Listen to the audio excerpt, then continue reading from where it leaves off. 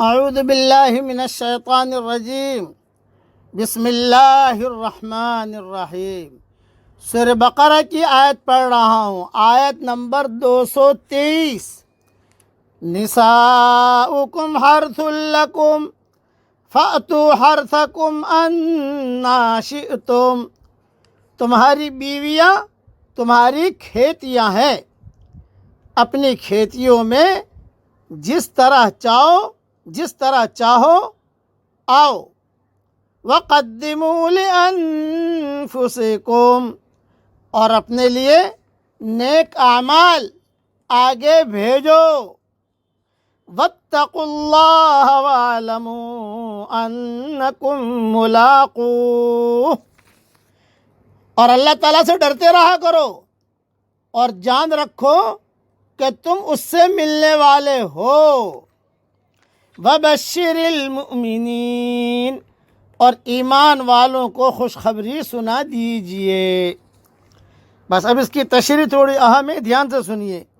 یہودیوں کا خیال تھا کہ اگر عورت کو پیٹ کے بل لٹا کر مباشرت کی جائے، صحبت کی جائے، تو بچہ بھینگا پیدا ہوتا ہے۔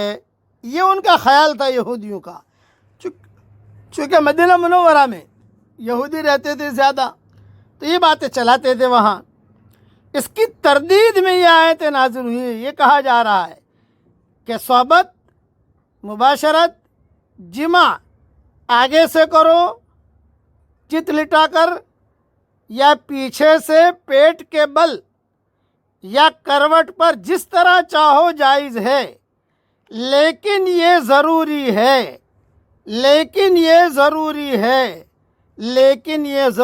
ہے کہ ہر صورت میں عورت کی فرج ہی استعمال ہو، عورت کی اگلی شرمگاہی استعمال ہو۔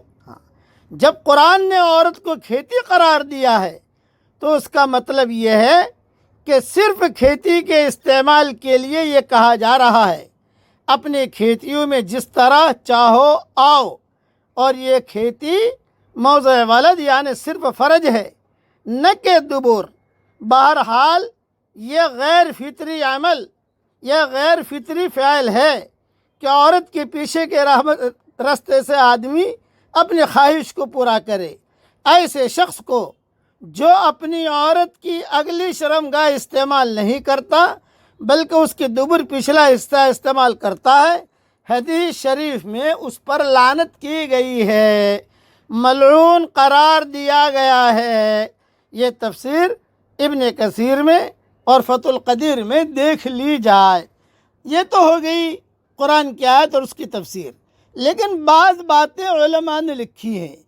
حیض کے زمانے میں شیطان میاں بیوی کو زیادہ اکساتا ہے، بوڑھے بھی جوان بن جاتے ہیں، اور یعنی بس سارے کے سارے جوانی بن جاتے ہیں حیض کے زمانے میں۔ وہ شیطان آتا ہے اور شیطان جو ہے خواہش ابھارتا ہے کہ یہ کرو، یہ کرو، یہ کرو، اور آدمی کو اسی میں ہی مزہ آتا ہے۔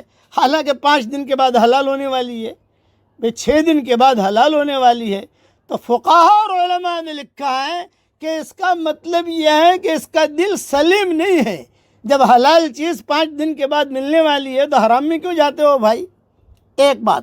دوسری بات یہ کہ یہ جو شریعت نے جسے منع کیا ہے، بعض عورتیں بڑی پریشان ہوتی ہے، شوہر مانتا نہیں ہے، بعض مرد پریشان ہوتے ہیں، یعنی یہ چیزیں شریعت میں حرام ہے، حرام ہے، حرام ہے، اس لیے ان چیزوں سے بچا جائے۔ اچھا، جس ماں باپ کے اندر یہ چیزیں پیدا ہوتی ہیں تو ان کی اولادیں بھی، اولاد تو آگے کے رستے سے ہی پیدا ہوگی، پیچھے سے تو پیدا نہیں ہو سکتی، وہ اولادیں بھی بے دین پیدا ہوتی ہے۔ اس کی بہت تفصیل ہے جو علماء نے لکھی ہے، اور کئی چیزیں میں نے میری کتاب بکھرے موتی میں بھی اس قسم کے مضامین لکھ دیے ہیں۔